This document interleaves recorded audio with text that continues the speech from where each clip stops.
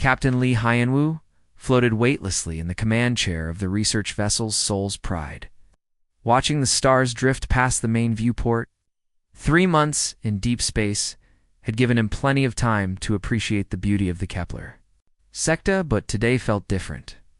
The usual hum of the ship's engines seemed quieter, almost expectant. "Captain, we're detecting some unusual readings from that debris field ahead," called out Navigation Officer Kang Soo-jin from her station. Her voice carried that tone of professional curiosity that Hyun-woo had come to recognize after years of deep space exploration. The Soul's Pride was humanity's newest research vessel, built specifically for long-range xenobiology missions. Crew of 12 scientists represented Earth's best and brightest. Handpicked for this mission to catalog alien plant life in the outer sectors, what they found instead would change everything. Dr. Kim Min-ho pushed himself away from the microscope, where he'd been examining samples of crystalline moss from their last planetary survey. The lead xenobiologist's excitement was infectious. As he glided over to the main console, "Any signs of technology in that debris?" "Hard to tell from this distance," Hyenwoo replied, adjusting the ship's trajectory for a closer look. "But something's not right about the pattern. Looks too organized." To be natural, the debris field stretched across several thousand kilometers, chunks of twisted metal and ceramic spinning slowly in the void. As they drew closer, the wreckage began to resolve into recognizable shapes, the remains of what had once been buildings, vehicles, even what looked like children's toys. Communications Officer Park So-young had been monitoring the standard frequencies when her console suddenly erupted in a cascade of blinking lights.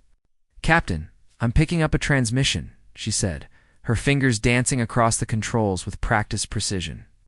"It's weak, but it's definitely artificial." The bridge fell silent, except for the gentle hum of life support systems. Even the ship's cat, a tabby named Kimchi, who served as their unofficial mascot, seemed to sense the tension as it padded across the deck. "Can you clean it up?"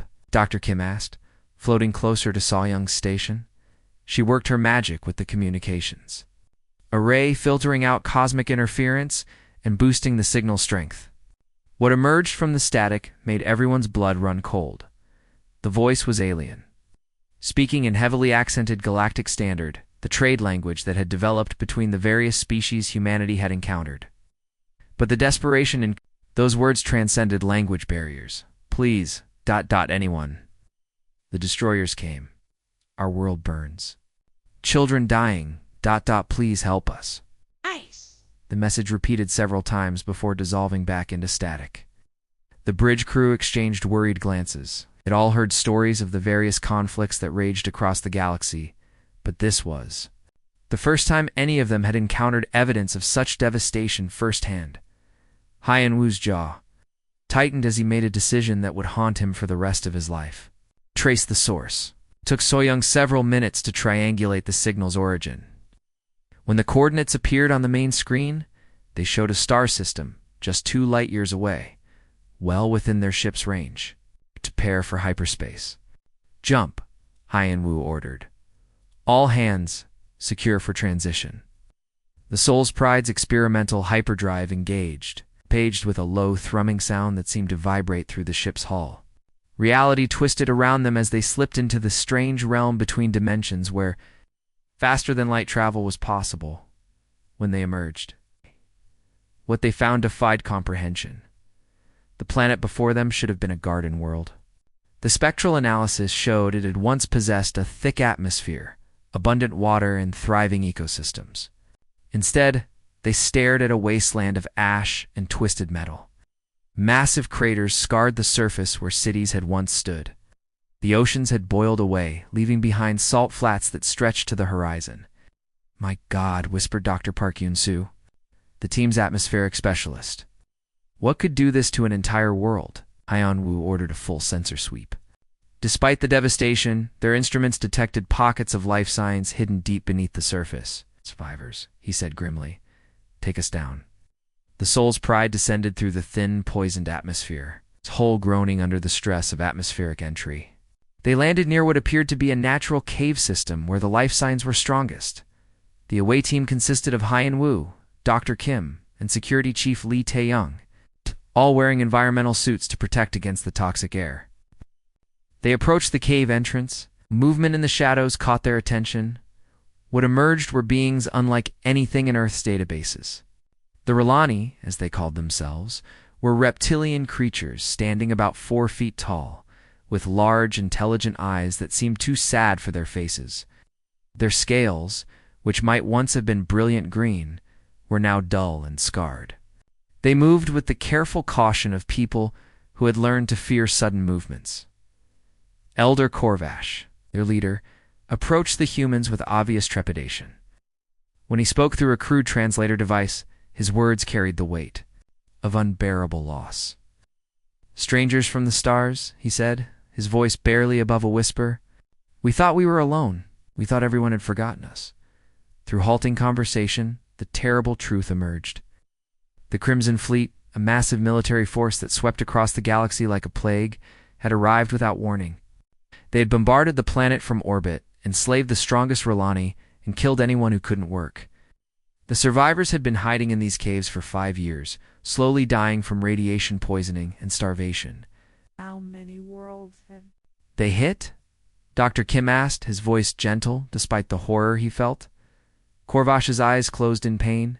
"Hundreds, maybe thousands. They move like a plague across the stars, taking what they want, destroying the rest." The R'Lani elder showed them recordings saved on a primitive data device, images of the attack, the massive ships that had blotted out the sun, the laser bombardment that had turned their beautiful cities to ash in minutes. Hyenwu felt something change inside him as he watched the footage. This wasn't just tragedy, it was an atrocity that demanded justice. He activated his emergency beacon, knowing that what he was about to say would commit Earth to a course of action from which there would be no return. "This is Captain Lee Hoanwu of the Soul's Pride. Priority Alpha message for Earth Command. We have a situation that requires immediate attention. The Crimson Fleet is real and they're moving toward human space. We need every ship we can spare." The message rocketed toward Earth at faster-than-light speed. Hyenwu made a promise to Elder Corvash that would echo across the galaxy. "Your cry for help has been heard." The emergency klaxon echoed through the corridors of Earth's primary orbital command station as Admiral Choi Taemin rushed toward the Situation Room. The massive space station, built in the shadow of Earth's moon, had never seen this level of activity. Officers ran through the halls, their faces grim with purpose, as priority alerts flashed on every screen. Captain Lee Hoanwu's message had arrived just 6 hours ago, but it had already turned the peaceful morning into chaos. The Soul's Pride's discovery wasn't just another alien encounter. It was a declaration of war against everything humanity stood for. The Situation Room's doors hissed open as Admiral Choi entered, his weathered face showing the strain of 3 decades in Earth's defense forces. Around the massive oval table sat the most powerful military leaders in human space. The holographic display in the center showed a 3-dimensional map of known space, with red warning indicators blinking ominously. General Park Ji-hai of the ground forces was already studying tactical reports when Choi took his seat.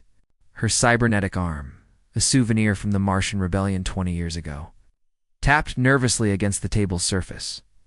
"Admiral, I've been going over the Soul's Pride's data. Its Crimson Fleet isn't just another pirate organization." "Fleet." Commander Kim Dong-soo nodded grimly from across the table. His own ship, the battlecruiser Incheon, was currently docked at the station for repairs. "The technology they're using is military grade, possibly beyond our current capabilities. Those planetary bombardment weapons could crack our colony worlds like eggs." Choi activated the central display, showing the reconstructed images from the R'Lani homeworld.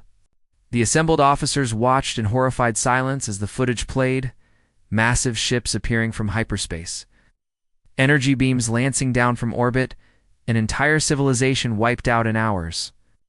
"The Crimson Fleet," Choi said, his voice carrying the weight of command. "According to Elder Corvash, they've destroyed at least 60 worlds that we know of, probably more. They're moving in our direction." Air Marshal Song Hai-jin leaned forward, her pilot's instincts already calculating engagement scenarios. "What are we looking at for numbers, Admiral?" Choi pulled up tactical estimates based on survivor reports and debris analysis. Conservative estimate: 3,000 ships, maybe more. Their largest vessels are the size of our orbital platforms, but they move like destroyers. The room absorbed this information in stunned silence. Earth's entire fleet consisted of barely 800 ships, and most of those were exploratory vessels or colony transports. The military ships numbered less than 200. But that's not what bothers me most, Choi continued, his fingers dancing across the holographic controls. The display shifted to show a star map of the local galactic arm, dotted with hundreds of red markers. Each pulse of light represented coordinates scattered across thousands of light years. Each of these represents a distress signal we've intercepted over the past 50 years, Choi explained. Signals we thought were just cosmic noise, random interference from pulsars or black holes. Intelligence Director Yoon Seo-won, who had been quietly reviewing classified files, looked up with dawning horror. "Admiral, you're saying these were all ... cries for help?" "Every single one." Choi's voice hardened with anger. "We've been listening to the death screams of entire civilizations for decades, and we dismissed them as background radiation." The implications hit the room like a physical blow.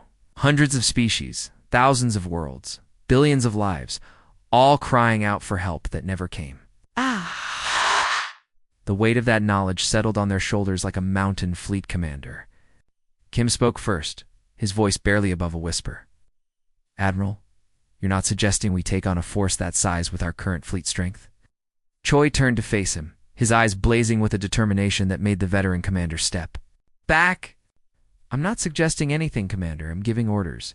We mobilize everything. Every ship, every Marine, every pilot. We're going to answer every single call for help, starting now."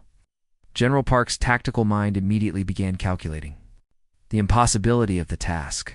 "Sir, the logistics alone would be staggering. We'd need to coordinate supply lines across multiple sectors, establish forward bases, recruit and train personnel we don't have. Will be managed." Choi cut her off, his voice carrying the authority of absolute command, "because this is what separates us from them. We don't abandon people. We don't ignore cries for help. We don't let evil triumph, because the odds are bad." The Admiral stood, his hands pressed against the table as he looked each officer in the eye. "Look at this map. Look at all those red dots. Each one represents a world that died alone, believing the universe had forgotten them. That ends today." Activated the emergency communication system, opening channels to every human world, every colony, every outpost scattered across the galaxy. "This is Admiral Choi Tae-min, Earth Defense Command. Oh. All human forces, all colonies, all citizens capable of military service, you are hereby ordered to report for immediate mobilization. The message is simple. Come home. Your people need you." Within minutes, the responses began flooding in. From the mining colonies of Kepler 442, the agricultural worlds of Proxima Centauri, the research stations scattered throughout the Outer Rim, humanity's children were coming home, Captain Maria Santos. Of the colony ship, New Busan was the first to respond. "Admiral, we're loading every able-bodied person aboard transports now. Our engineers know these ships better than anyone. We'll fight to defend them." The response from the Tau Ceti system brought tears to hardened veterans' eyes. "This is Colonel Kim Jae-won, Tau Ceti, Defense Force. We've got 1,200 volunteers ready to ship out. My grandmother survived the Seoul bombing in World War III. She always said the strong must protect the weak. We're coming, sir." From the frontier worlds came similar messages. Farmers, miners, engineers, scientists, people who had never fired. A weapon in anger were volunteering to take up arms against an enemy that had never shown mercy. General Park watched the mobilization reports stream in with amazement. "Admiral, we've got more volunteers than ships to carry them. They're bringing everything, civilian transports, mining vessels, even pleasure craft." "Good," Choi replied, his eyes fixed on the tactical display. "We'll need every hull we can get. This isn't just about military might. It's about showing the galaxy that someone still cares about justice." The transformation of Earth's orbital infrastructure was remarkable to behold. Civilian shipyards were converted to military production in hours. Cargo vessels were hastily fitted with weapon systems. Even the massive agricultural ships that fed the outer colonies were being converted into troop transports. Intelligence. Director Yoon approached the Admiral with a classified report. "Sir, we've managed to decode some of the older distress signals. Patterns suggest the Crimson Fleet has been operating for over 2 centuries. They're not just raiders, they're systematic. They study their targets, find the weakest points, then strike without warning." Choi absorbed this information grimly. "Then we do something they won't expect. We don't wait for them to come to us. We go to them." The largest military mobilization in human history was underway. Ships that had never seen combat were being fitted with weapons. Civilians were training alongside Marines. The peaceful research stations were being converted into forward operating bases. But most importantly, across the galaxy, the red dots on the star map began to pulse with a different color. Blue, the color of hope. For the first time in centuries, someone was coming to answer the cries for help. Earth's children were going to war. Not for conquest or glory, but for something far more precious, the belief that no one should die. Alone in the darkness, Captain Song Jae-won pressed his face against the reinforced viewport of the destroyer Bizon's Hammer. Watching in awe as humanity's greatest armada assembled in the shadow of Jupiter, the gas giant's swirling storms provided a dramatic backdrop for what had to be the most incredible sight in human history. 200 ships floated in perfect formation, their hulls gleaming under Jupiter's reflected sunlight. But these weren't just military vessels. Converted cargo haulers bristled with hastily mounted railguns. Agricultural ships had been transformed into troop carriers. Even luxury cruise liners now sported missile pods along their elegant curves. "Captain, you need to see this," called out Lieutenant Yoon Heron from the communications station, her voice filled with barely contained excitement. "We're getting reports from across human space." Song floated over to her station, marveling at the stream of incoming messages. The Titan Mining Consortium had donated their entire fleet of heavy haulers. The Europa Research Foundation was sending their experimental ships with prototype weapons that hadn't even been tested yet. Most moving of all were the messages from individual families, farmers, teachers, shopkeepers, all volunteering to serve however they could. "Sir? Incoming transmission from the Andromeda Colony Fleet," Heron reported. "Admiral Lim is requesting permission to join the formation." Song accepted the transmission, and Admiral Lim's weathered face appeared on the main screen. Behind him, Song could see the bridge of the colony ship New Seoul, packed with volunteers wearing mismatched uniforms and determined expressions. "Captain Song, Admiral Lim reporting for duty. We're bringing everything we have. 43 ships. 12,000 volunteers and enough supplies to keep this fleet running for 6 months." The old admiral's eyes blazed with purpose. "My granddaughter was on a research station near the Vega system. We lost contact 3 months ago. Time to find out why." As more ships arrived, the fleet's composition became truly extraordinary. The sleek military destroyers and cruisers were joined by converted mining ships, whose massive drilling equipment had been replaced with experimental plasma cannons. Hospital ships stood ready to provide medical support, their Red Cross markings visible even from a distance.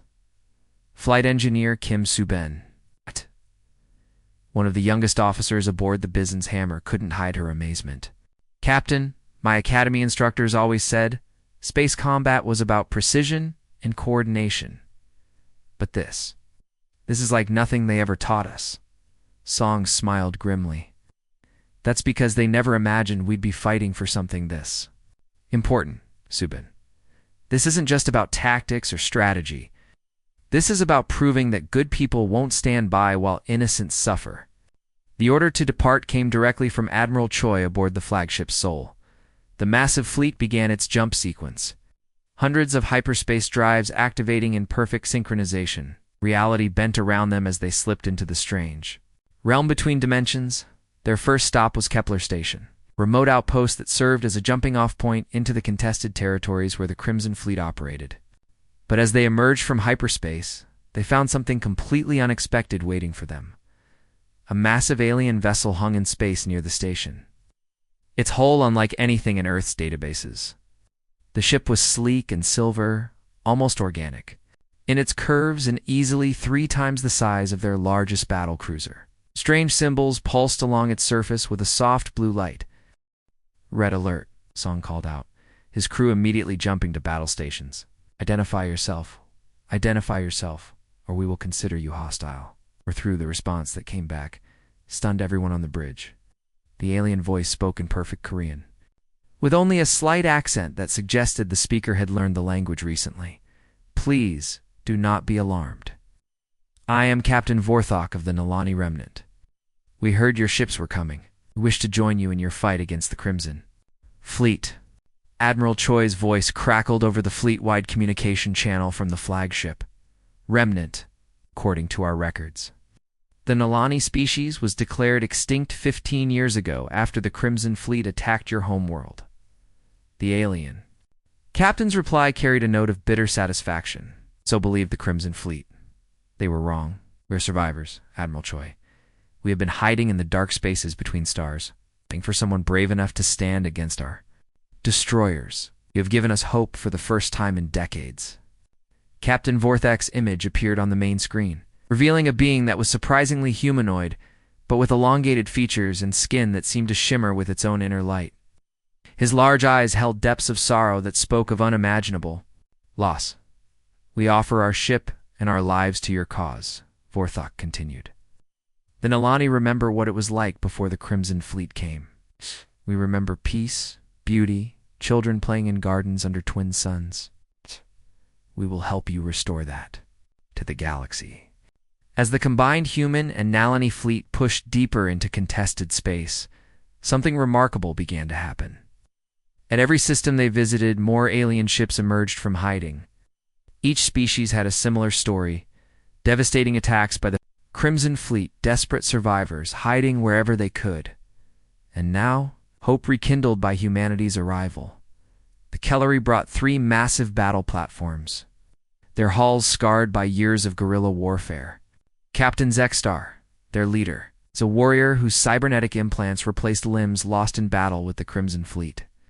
"Your people fight with honor," she told Song during a joint planning session. "The Kellery pledge our plasma weapons to your cause." Even more surprising were the Thrinox, an insectoid species whose homeworld had been strip-mined by the Crimson Fleet decades ago. Their surviving hive ships carried swarms of single-pilot fighters, each one operated by pilots who communicated through electromagnetic pulses rather than speech. Queen Commander Zicht H spoke for her people through a translation device that converted her electromagnetic language into Korean. The Thrinox remembered the taste of clean air, the feeling of soil beneath our feet. "The Crimson Fleet took this from us.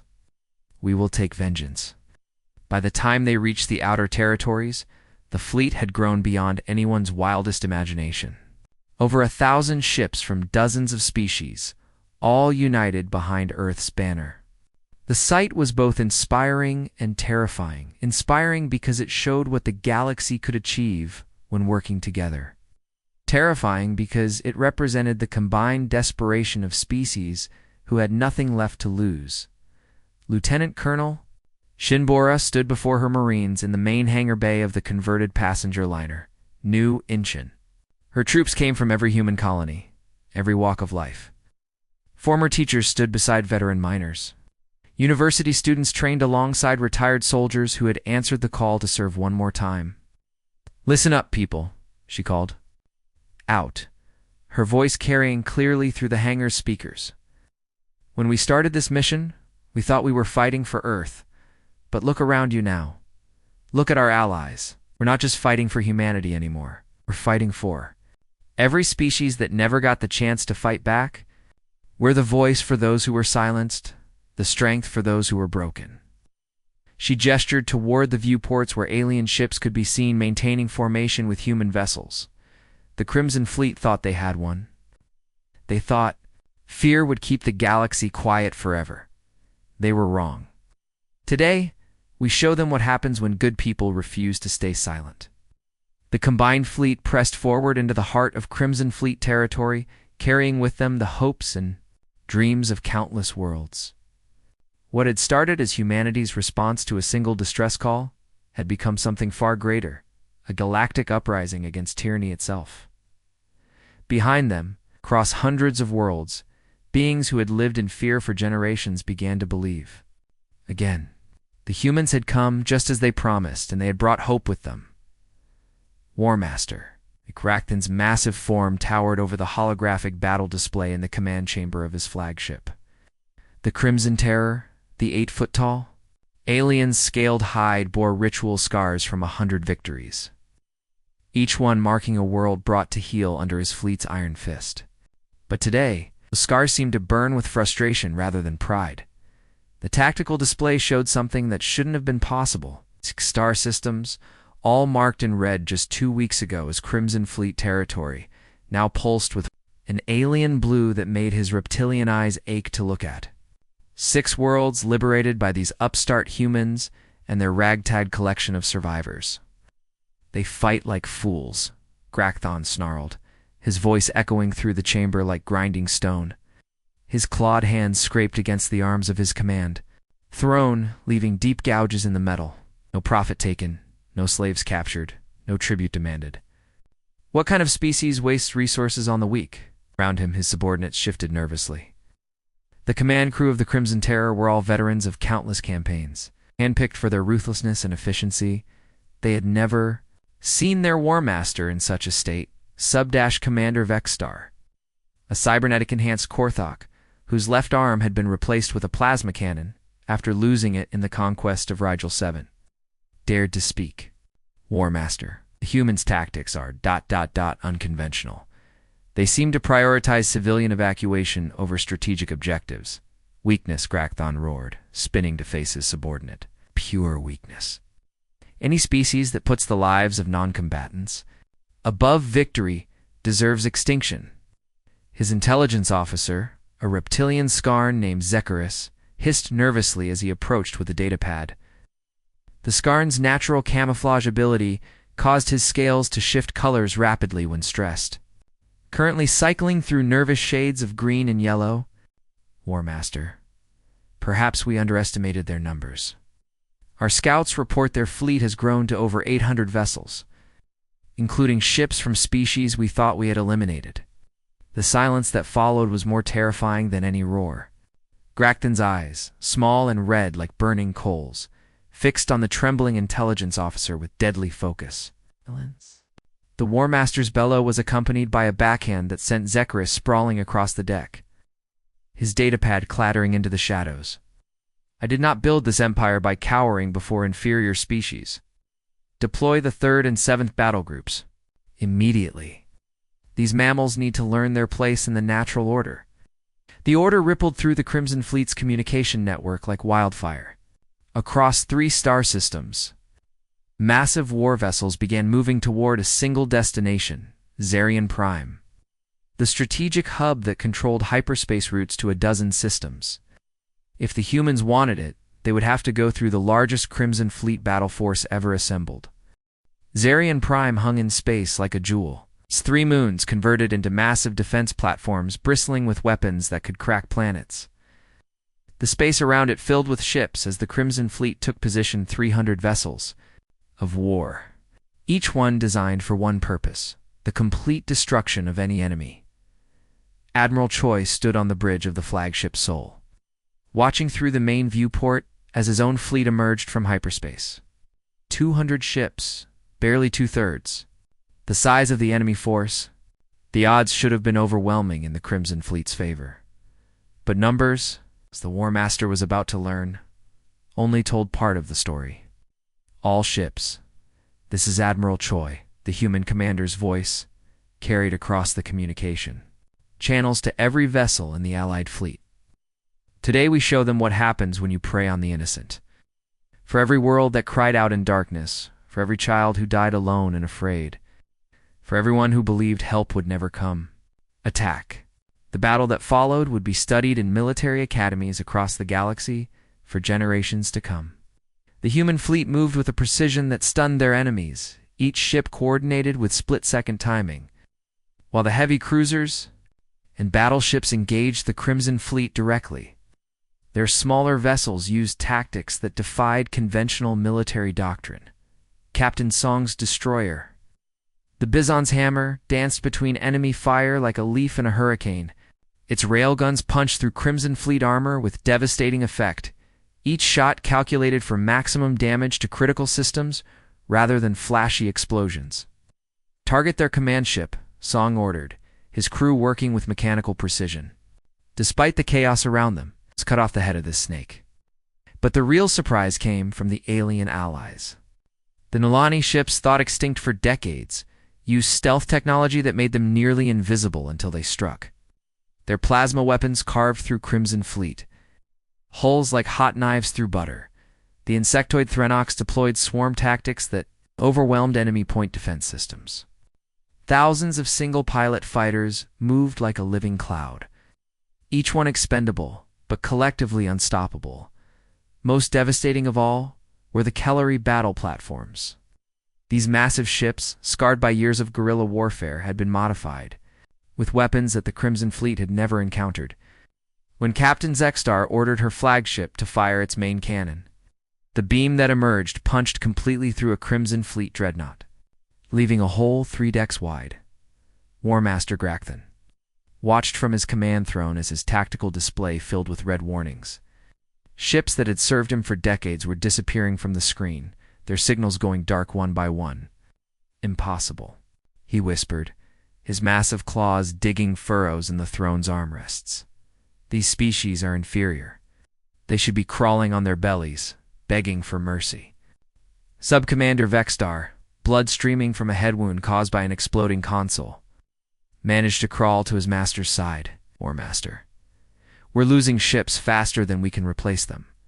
Perhaps we should consider tactical withdrawal."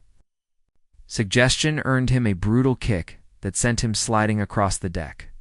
"The Crimson Fleet does not retreat. We are the apex predators of this galaxy." But even as he spoke the words, Gracthan could see the truth on his tactical display.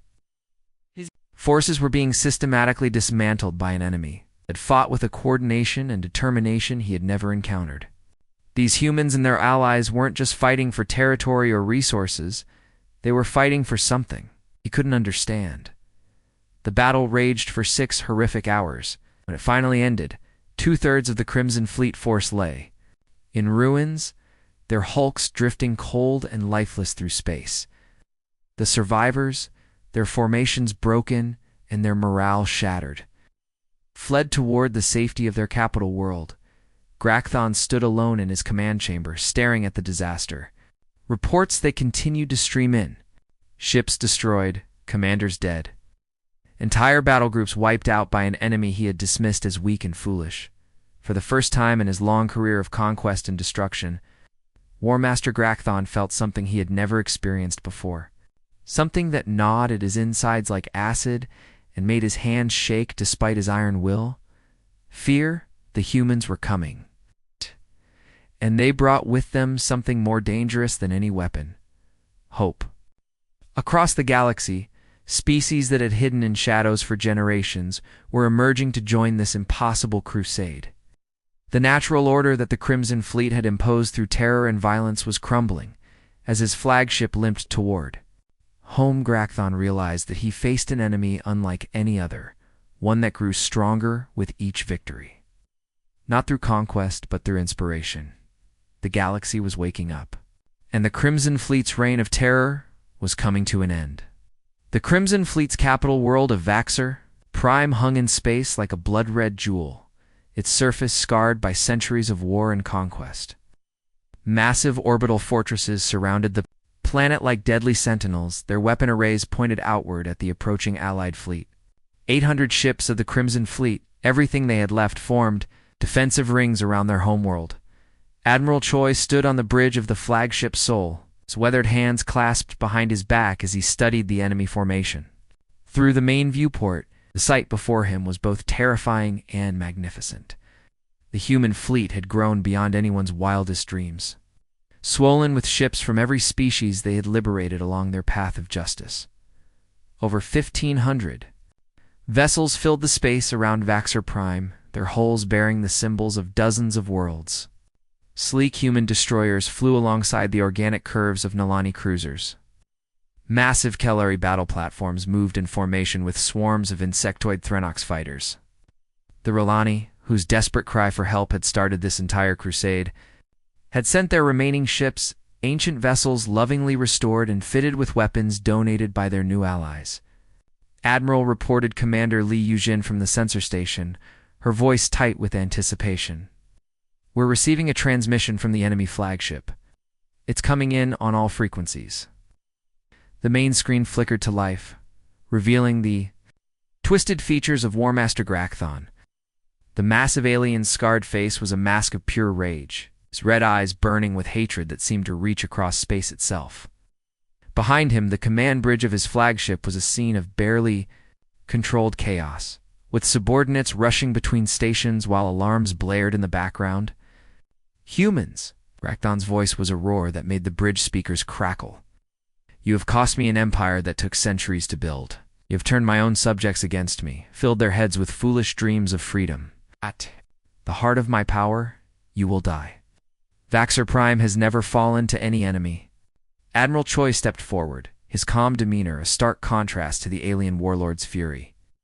When he spoke, his voice carried the weight of absolute conviction. The kind of certainty that comes from fighting for something bigger than yourself. Then, "Today will be a first for many things, Grakthon. You've terrorized this galaxy for too long, and that ends now. Surrender your forces, and your people will be treated with mercy. Continue this fight, and face the consequences." Grakthon's laughter was a sound like grinding metal, echoing through the bridge speakers with bone-chilling menace. "Mercy? From the likes of you? I am War Master Grakthon, conqueror of 1,000 worlds. I'll show you mercy when I mount your head on my wall alongside all the other fools who dared challenge the natural order." The transmission cut abruptly. Leaving the Soul's Bridge in tense silence, Choi turned to face his crew, his eyes meeting each officer's gaze in turn. "All ships, this is Admiral Choi. Open fleet-wide communications. Across 1,500 vessels, from the smallest fighter to the largest battleship." Crews listened as their commander's voice reached every soul in the Allied fleet. "This is what we came for," Choi announced, his words carrying across the void. "Two beings of dozens of species. Every world that cried out in darkness and received no answer. Every child who died afraid and alone. Every species that faced extinction while the galaxy looked away. Today we make it right. Today we show the universe that justice is not just a dream, it's a promise we keep." The battle began with a storm of fire that lit up the Vaxxer system like a newborn star. The orbital fortresses opened up first, their massive plasma cannons, sending beams of destruction lancing toward the Allied fleet. But the humans and their allies were ready. Captain Song's destroyer, Bizon's Hammer, led a squadron of fast attack craft in a daring assault on the fortress ring. "All ships follow my lead," Song commanded, his vessel weaving between energy beams with impossible grace. "Hit them hard and fast. We need to clear a path for the assault transports." The Nilani ships, their stealth technology making them nearly invisible, struck like ghosts from the darkness. Captain Vorthak's flagship materialized directly behind one of the fortresses, its plasma cannons carving through armor that had withstood sieges for centuries. The insectoid Threnox deployed their swarm tactics with devastating effect. Thousands of single-pilot fighters moved like a living cloud, each one guided by the collective intelligence of their hive mind. They overwhelmed the fortress defense systems through sheer numbers, their small but deadly weapons finding every weak point in the enemy's armor. On the planet's surface, the real horror of the Crimson Fleet's reign was revealed. Lieutenant Colonel Shinbor led the first wave of Marines through the streets of Vaxxer Prime's capital city, her troops working alongside alien warriors who had suffered under Grakthon's rule for generations. "My God," whispered Sergeant Park Donghain as they breached a massive warehouse complex. Inside, they found evidence of crimes that defied comprehension. Countless artifacts stolen from destroyed worlds. Prison cells designed for species that no longer existed. And records of atrocities that had been committed across the galaxy. But it was the slave pens that broke the hardest hearts. Beings from dozens of species, some so young they had never known freedom. cowered in the darkness until Bjor's marines brought them into the light. "You're safe now," she told them in every language her translator could manage. "No one will ever hurt you again." In orbit, the battle reached its climax as the Allied fleet pressed their attack against Grakthon's flagship. Massive vessel, larger than some space stations, had been the terror of the galaxy for decades. Its weapons had bombarded countless worlds into submission. Its hull bore the scars of 100 victories, but today it faced something it had never encountered before, an enemy that fought not for conquest or profit, but for justice itself. "Batteries, focus fire on that command ship," Captain Song ordered, his destroyer dancing between enemy weapons with deadly precision. "Let's end this nightmare once and for all." The combined firepower of the Allied fleet converged on Grakdon's flagship like the fist of an angry god. Human railguns, Nalani, plasma beams, Kalari particle cannons, and weapons from dozens of other species all struck as one. The massive ship's shields, which had protected it through countless battles, finally began to fail. On the enemy bridge, War Master Grakthon watched his empire crumble around him. His tactical displays showed nothing but defeat. His fortresses destroyed, his fleet scattered, his capital world overrun by the very species he had sought to enslave. "This cannot be," he roared, his claws tearing gouges in his command throne. "I am the apex predator. I am the natural order." His final transmission was a scream of rage and disbelief that echoed across the battlefield. Then the flagship's reactor went critical, and War Master Grakthon vanished in a brilliant flash that could be seen from orbit.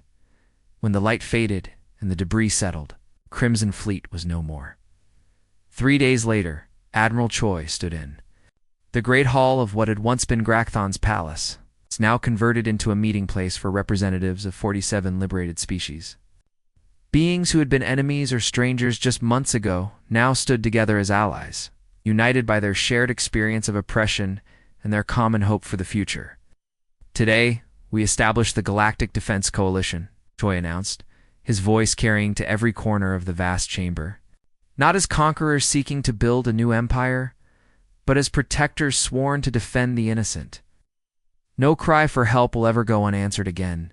No species will face extinction alone.